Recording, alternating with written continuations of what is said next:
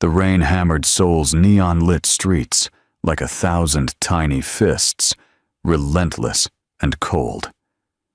Amina pressed herself against the convenience store awning, her silk blouse already soaked through, mascara probably streaking down her brown cheeks. The presentation had been a disaster. 3 months of preparation, and the client had chosen someone else, someone local, someone who understood the Korean market better. She'd heard that phrase so many times in the past week, it had started to sound like an insult wrapped in politeness. She didn't see him at first, not until he spoke. The rain's not stopping anytime soon. His English was accented but confident, his voice low and surprisingly gentle. There's a bar 2 blocks down. Cover all the way there. Amina looked up, tall, sharply dressed despite the downpour, with eyes that carried their own weight of exhaustion. He wasn't smiling, but there was something disarming in his directness. No pickup line, no false charm, just a stranger, offering shelter to another stranger on the worst night of her life. I don't usually follow random men in foreign cities, she said. I don't usually invite random women to bars, he replied, but tonight feels like an exception kind of night. Something in his tone made her laugh, a short, bitter sound. You have no idea. Try me. That's how it started. 2 wounded people finding each other in a city of 10 million souls. The bar was small, tucked away from the main streets, warm and dim with jazz playing softly in the background. They sat across from each other in a corner booth, and somehow, impossibly, they began to talk. I'm Ji-hoon, he said, extending his hand. Amina. She shook it, feeling the warmth of his palm against her cold fingers. What brings you to Seoul, Amina? She laughed again, this time with genuine humor. The short answer, ambition. The long answer, delusion. I thought I could make it here as a creative consultant, build something international, prove myself. And now? Now I'm realizing that maybe I'm just another foreigner who doesn't belong here. Ji-hoon studied her for a moment, then signaled the bartender. 2 whiskeys, the good stuff. He turned back to her. You're wrong, you know, about not belonging. Seoul doesn't care where you're from. It cares what you can survive. Poetic, but I just lost my biggest contract. I just walked out of my family's company board meeting, he said quietly. They want me to marry someone I don't love. Merge families, secure legacies. Very traditional. Very suffocating. Amina's eyebrows rose. Family company. Tech manufacturing. My grandfather built it from nothing. My father expanded it. And now they want me to sacrifice my life for it. He took the whiskey the bartender brought and downed half of it in one go. So yes, I understand delusion. I've been living in it my entire life. They talked for hours. About Seoul and Atlanta, where Amina was from. About the pressure of expectations and the fear of failure. About art and innovation and the strange loneliness that comes from being surrounded by people who don't truly see you.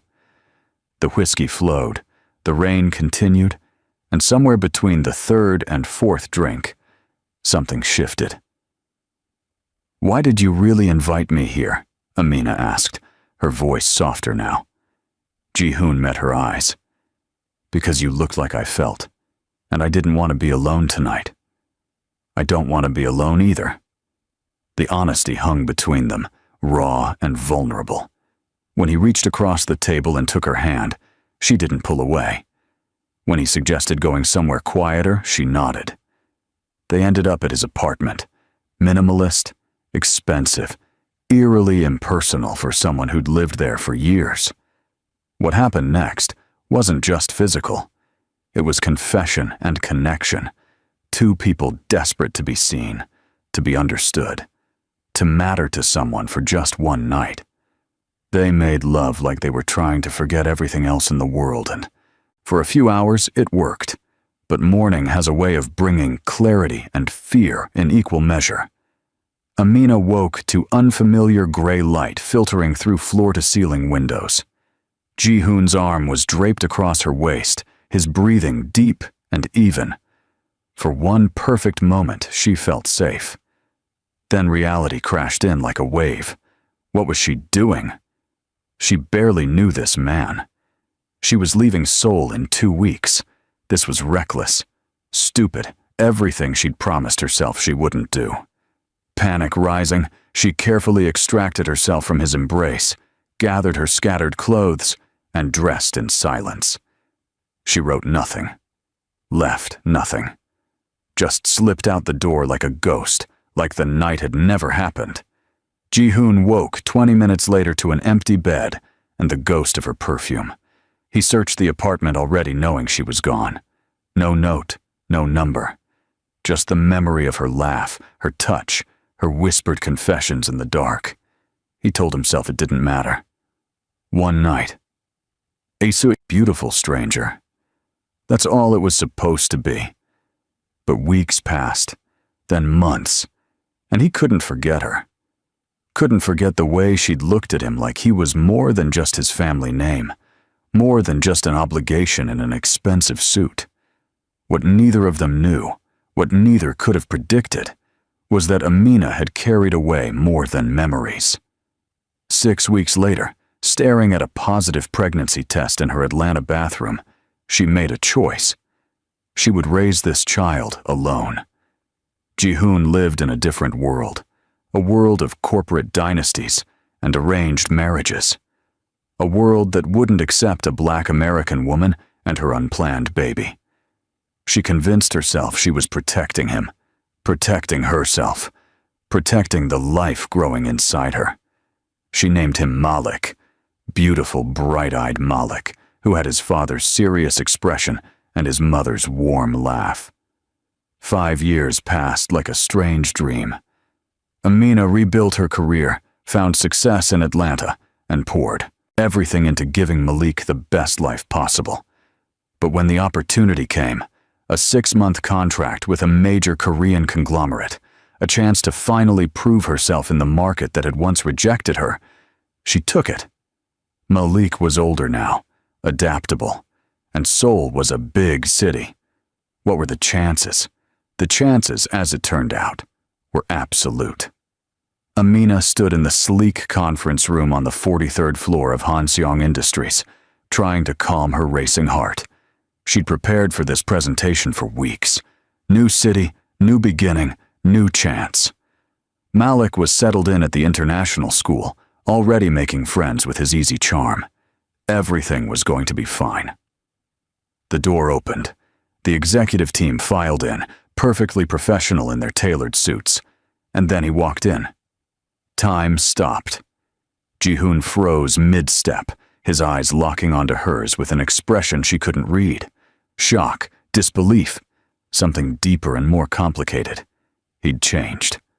The boyish uncertainty was gone, replaced by the bearing of a man who commanded rooms full of powerful people. His suit probably cost more than her monthly rent. But his eyes, those eyes were the same ones that had looked at her 5 years ago in that bar, searching for understanding. "This is CEO Kang Ji-hoon," the HR director said, oblivious to the tension crackling through the air. "He'll be overseeing this project personally." Amina forced herself to breathe, to smile, to extend her hand professionally. "Mr. Kang, it's an honor." His hand enclosed hers, warm and familiar. "Ms. Williams." His voice was carefully neutral, but she felt the tremor in his fingers. "Welcome to Hanseong. I look forward to seeing your work." The meeting was torture.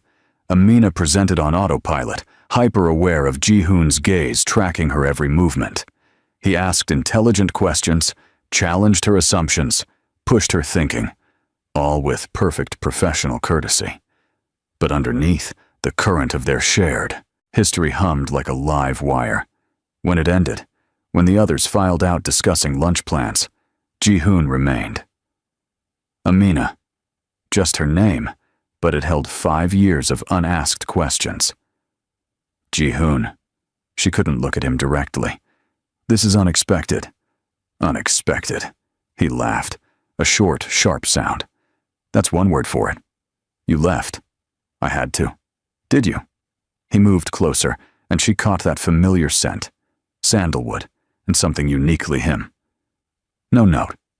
No explanation, I thought. He stopped himself, jaw tightening. It doesn't matter now. You're here for work. I can be professional if you can. Of course. Professional. The word felt like ashes in her mouth. Good. But he didn't move away. Amina, why did you come back? It's just a job, Ji-hoon. 6 months. Then I'm gone again. Something flickered in his eyes. Hurt, maybe, or resignation. 6 months. Right. He stepped back, the CEO mask sliding firmly into place. I'll have my assistant schedule our next meeting. We should discuss the project timeline. Of course. He left without another word, and Amina sank into the nearest chair, hands shaking. What had she done? What was she going to do? Because walking into this building every day, seeing him, working with him, pretending that night had never happened, that was going to be impossible. And she hadn't even begun to think about the bigger problem. The Malik-sized problem. The universe, it seemed, had a cruel sense of timing. 2 days later, Amina was running late picking up Malik from school. She'd texted the teacher, arranged for him to wait in the office, but traffic was a nightmare, and guilt gnawed at her. She burst through the school doors, already apologizing, and stopped dead. Ji-hoon was there. Sitting on one of the small chairs in the office, Malik perched on his knee, both of them bent over Malik's drawing tablet. And this one's a dragon, Malik was explaining seriously, his small finger pointing. But a nice dragon. He protects the castle. Very important job, Ji-hoon said gravely. Every castle needs a good dragon. Malik! Amina's voice came out too sharp. Both males looked up. Malik's face lit up. Mommy! Uncle G helped me with my drawing. Uncle G. Oh God. Ji-hoon stood slowly, Malik still in his arms, and the resemblance hit Amina like a physical blow. Same dark hair, same serious eyes, same way of tilting his head when concentrating. How had she ever thought she could hide this? Ms. Williams, Ji-hoon said carefully. I was visiting the school for a charity initiative discussion when I saw Malik waiting. He mentioned his mother was running late, so I kept him company. Their eyes met over Malik's head. Ji-hoon's were unreadable, but something in his posture had changed. He was holding Malik with the careful intensity of someone who discovered something precious and fragile. That was very kind of you, Amina managed. Malik, say thank you. Thank you, Uncle G, Malik beamed. Can you come to my house? I have more dragons. Malik, Mr. Kang is very busy. Actually, Ji-hoon interrupted, his gaze never leaving Amina's face. I'd love to see your dragons, if your mother doesn't mind. It wasn't a request. It was a challenge, a demand, a reckoning 5 years in the making. Amina swallowed hard. Of course, we'd be honored. The drive to her apartment was silent, Ji-hoon following in his sleek black car, while Malik chattered endlessly in her back seat about his new friend, Uncle G. When they arrived at her modest 2-bedroom, a far cry from the luxury she knew Ji-hoon inhabited, she busied herself making tea while Ji-hoon sat on her living room floor with Malik, examining every drawing, every toy, every story her son wanted to share. Watching them together hurt in ways she hadn't anticipated. Malik was so easy with him, so trusting. And Ji-hoon was gentle and patient, asking questions, listening like Malik's 5-year-old observations were the most important things he'd ever heard. How old are you, Malik? Ji-hoon asked casually. 5. I had a birthday last month. 5, Ji-hoon repeated softly. His eyes found Amina's across the room, and the question in them was unmistakable. "Malik, why don't you show Uncle G your room?" Amina suggested, her voice strained. "I'm sure he'd love to see your dragon collection." Malik grabbed Ji-hoon's hand and pulled him away, and Amina sagged against the kitchen counter, fighting tears. This was a disaster. She had to tell him. But how? How do you tell a man that the child he's been playing with for the past hour is his son? How do you explain 5 years of silence? When Ji-hoon emerged from Malik's room 20 minutes later, his expression was carefully controlled. "He's asleep," Ji-hoon said quietly. "He wanted me to stay until he fell asleep. He's a beautiful child, Amina." "Thank you." "When's his birthday?" Her hands shook. "September 21st. Ji-hoon closed his eyes briefly, doing the math. 5 months after that night. Ji-hoon. Is he mine? The question was direct, unflinching. Don't lie to me, I can see it. The eyes, the way he thinks, even the way he laughs. Is Malik my son? The truth sat between them, massive and unavoidable.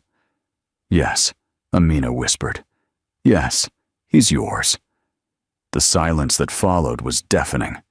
Ji-hoon turned away, hands bracing against her kitchen counter, shoulders rigid with an emotion she couldn't name. When he spoke, his voice was raw. 5 years. You kept him from me for 5 years. I didn't know what else to do. You were about to marry someone, merge families. I never married her, he interrupted. I refused. Walked away from my family's expectations. I've been CEO for 3 years now, and I'm still single because I couldn't forget. He stopped, jaw clenching. You should have told me. How? I left. I had no way to contact you. You came back. You've been in Seoul for a week working in my building, and you said nothing. I was scared. The admission burst out of her. Scared of this exact reaction. Scared you'd hate me. Scared you'd try to take him. Scared of disrupting his life and yours. I thought I was protecting everyone. Protecting? Ji-hoon turned to face her, and the pain in his eyes stole her breath. I have a son.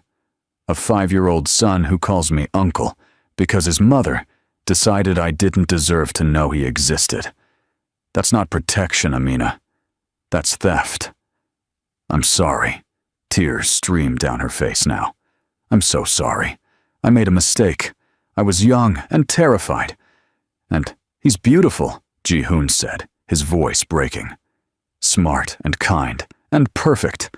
And I've missed everything. First words, first steps. 5 years of bedtime stories and scraped knees, and everything that matters. You took that from me. I know, and I'm sorry. She was sobbing now, all the guilt and fear she'd carried for 5 years pouring out. I'll leave. I'll take the next contract somewhere else. You won't have to see us. Don't. The word was sharp. Don't you dare disappear again. I missed 5 years. I'm not missing another day. Amina looked up, surprised.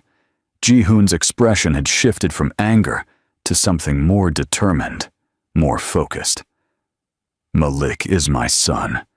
I want to be part of his life. I want him to know who I am. He stopped, struggling with the words. I want the chance you never gave me. Okay, Amina said softly. Okay, we'll figure it out. But Ji-hoon, we have to be careful. Malik doesn't understand. And your position, your company. I don't care about any of that. You should. The media, the board, your family.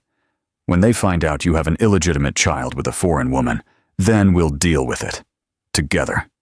He moved closer, his hand reaching up to wipe a tear from her cheek. The gesture was achingly familiar. I'm angry, Amina. Furious. But not at Malik. Never at him. And maybe not entirely at you either.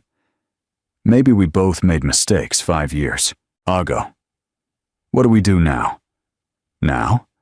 Ji-hoon looked toward Malik's bedroom, where their son slept peacefully, unaware that his entire world was shifting. Now we start over. Slowly, I get to know my son, he gets to know me, and we figure out what this means for all of us. It sounded simple. It wasn't. The next 3 weeks were a careful dance of boundaries and bonding.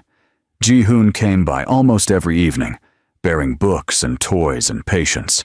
He read Malik bedtime stories, helped with puzzles, listened to endless tales of kindergarten drama. Malik adored him, and watching them together reopened wounds in Amina's heart she'd thought long healed. But it also reignited something else, something she'd tried to bury 5 years ago. The way Ji-hoon looked at her when Malik wasn't watching, with heat and longing and unfinished business. The accidental touches that lingered too long. The conversations that stretched late into the night after Malik fell asleep, covering everything and nothing, carefully avoiding the elephant in the room. They wanted each other. Still, maybe more than before. "I should go," Ji-hoon said one night, but he didn't move from the couch beside her. "You should," Amina agreed, but she didn't move either. Amina. Her name on his lips was a prayer and a question. "We can't. It's complicated enough already." "I know." But his hand found hers in the darkness, fingers intertwining. "I never stopped thinking about you. That night. The way you made me feel like myself instead of just my family's legacy." "Ji-hoon, I'm not asking for anything," he said quickly. "I know we need to focus on Malik, but I need you to know that you weren't the only one affected by that night.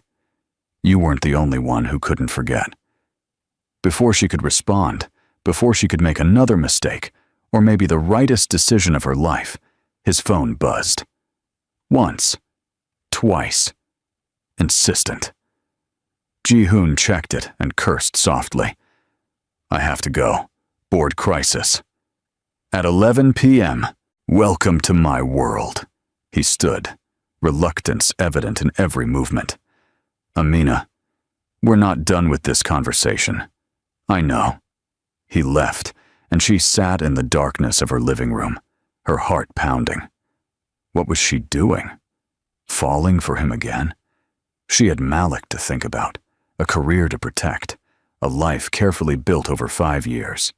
Getting involved with Ji-hoon meant risking all of it. But God, she wanted to risk it. The universe, however, had other plans. The leak came from an unexpected source, a rival company executive who'd been investigating Ji-hoon, looking for leverage in a hostile takeover attempt. Somehow, they'd connected Amina's arrival at Hanseong with the timing of Malik's birth. They'd found school records, medical records, enough pieces to construct a damning picture. The email arrived the morning of the quarterly board meeting, sent to every board member, major shareholder, and several key media outlets.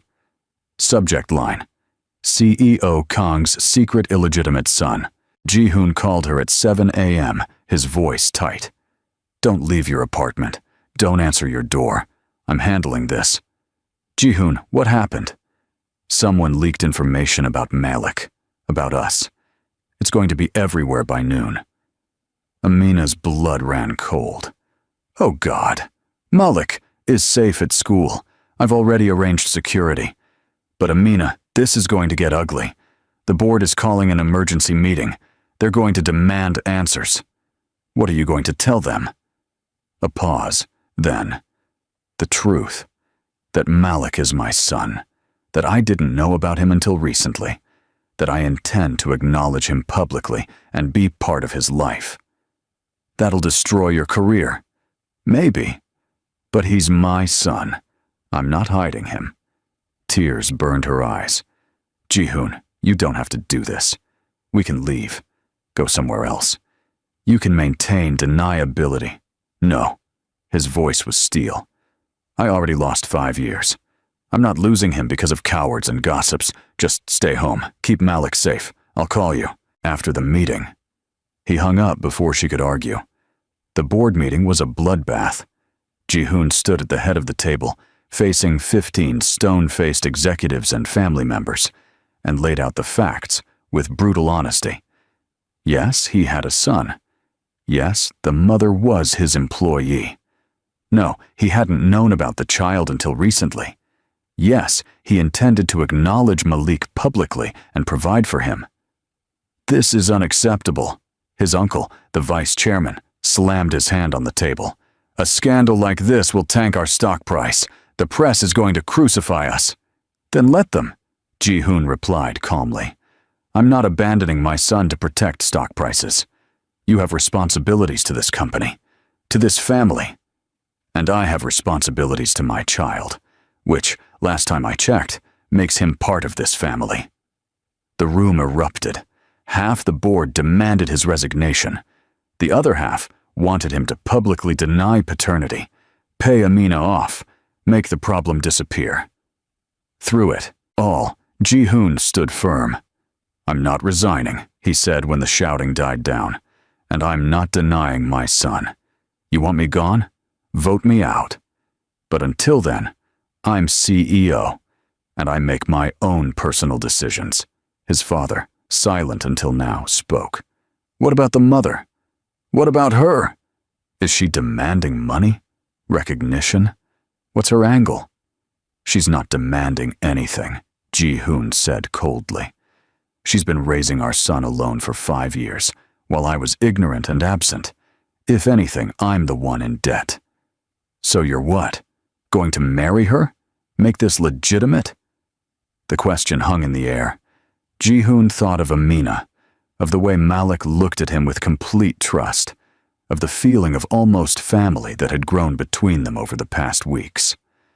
I don't know yet, he admitted, but whatever happens, Malik is my son. That's not negotiable. The vote was called, 8-7.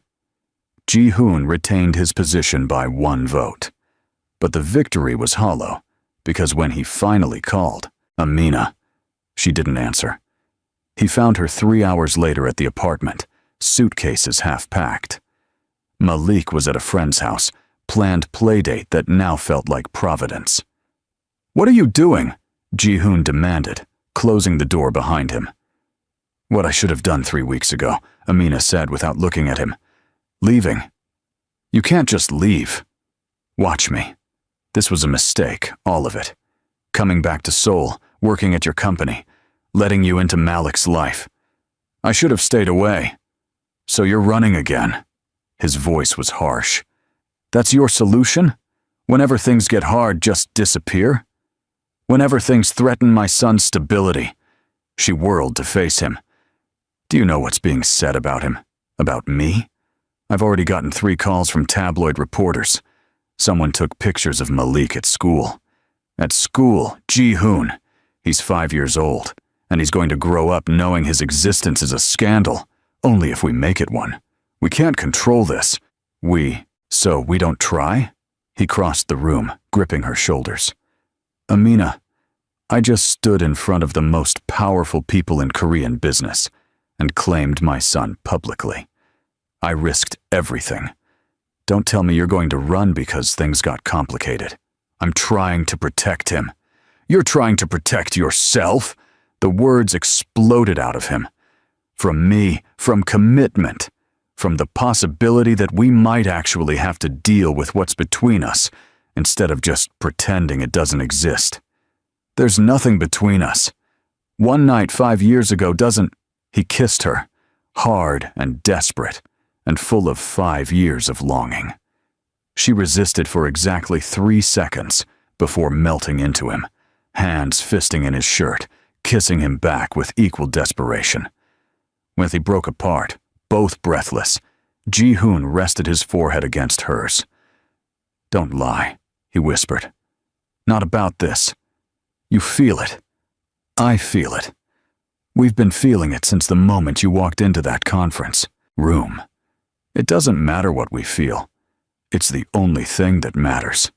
His hands cupped her face, thumbs stroking her cheeks. I love you. I think I've loved you since that rainy night 5 years ago. And I love our son.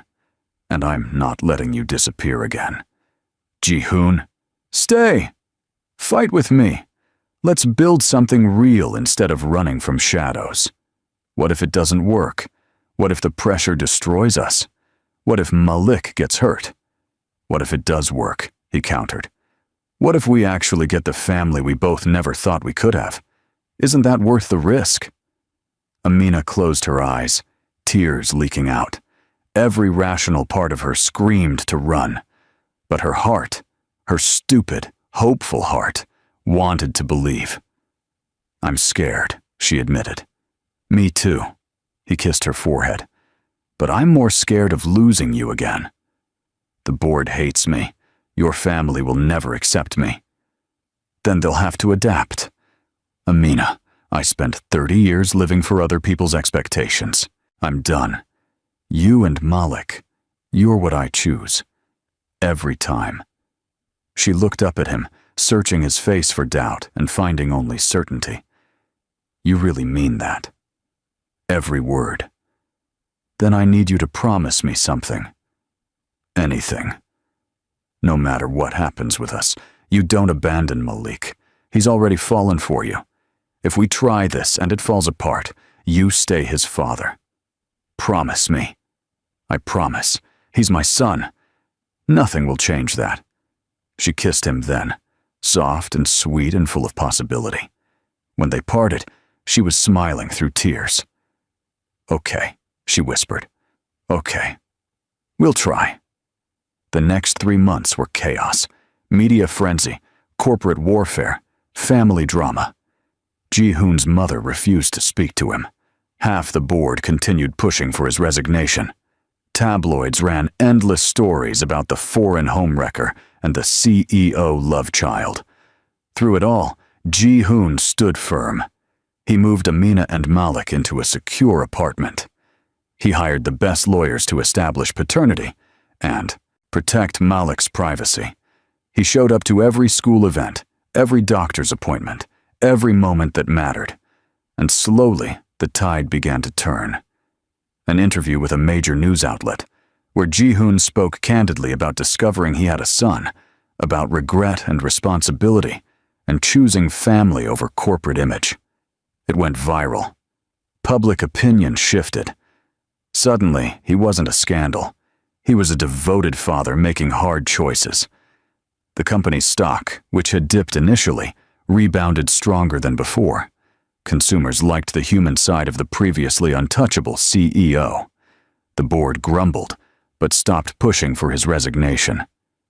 Malik, blissfully unaware of most of the drama, simply loved having a father. He called Ji-hoon Appa now, having been gently told the truth in age-appropriate terms. The first time Malik said it, Ji-hoon had cried. And Amina watched the man she'd run from 5 years ago become the partner she'd never let herself dream of having.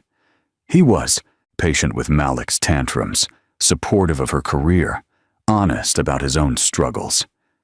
They fought sometimes, about parenting, about boundaries, about the intense pressure they were both under. But they also laughed. They also made love with the kind of desperate passion that comes from almost losing each other twice. They also built something real. 6 months after the scandal broke, Ji-hoon proposed. Nothing fancy, just the 3 of them in their living room, Malik helping him present the ring. "Marry me," Ji-hoon said simply. Not because of Malik or the company or public perception. Marry me because I love you. Because that night 5 years ago wasn't a mistake. It was fate. Because our family deserves to be whole. Amina looked at the ring, at Malik's excited face, at the man who'd chosen them over everything else. "Yes," she said. "Yes, of course, yes." The wedding was small, immediate family only, in a garden ceremony with Malik as ring-bearer. Ji-hoon's mother attended, stiff and formal but present. It was a start. 2 years later, standing in their home watching Ji-hoon teach Malik and their 1-year-old daughter how to fly a kite in the backyard, Amina thought about that rainy night. About fear and mistakes, and the courage it takes to choose love over safety. Her phone buzzed, a message from her best friend. So, was it worth staying? Amina smiled, watching her husband lift their daughter onto his shoulders, while Malik ran circles around them both, laughing. She typed back, "Every second." Because some nights change everything. Some connections are worth fighting for, and sometimes the thing you run from is exactly what you need to run toward. Jihoon caught her watching and smiled, that same smile from 5 years ago that had made her feel seen. He mouthed, "I love you." She mouthed back, "I love you too." And in that moment, surrounded by the family they'd built from one night of vulnerability and 5 years of courage, Amina knew they'd made it. Not despite the chaos, but because of it. Because real love isn't perfect or easy. It's choosing each other every single day, even when it's hard. Especially when it's hard. The night that had almost